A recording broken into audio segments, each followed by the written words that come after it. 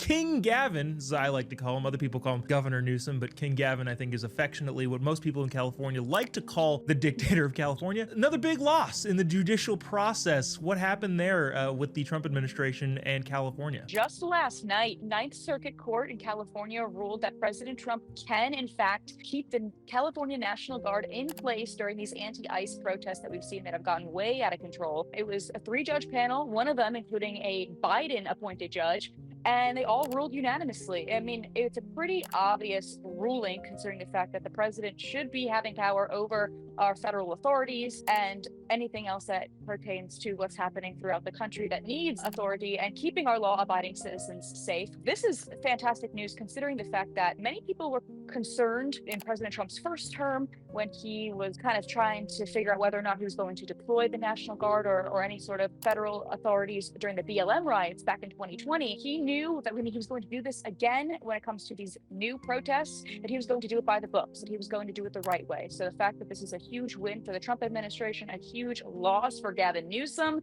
is always really good news.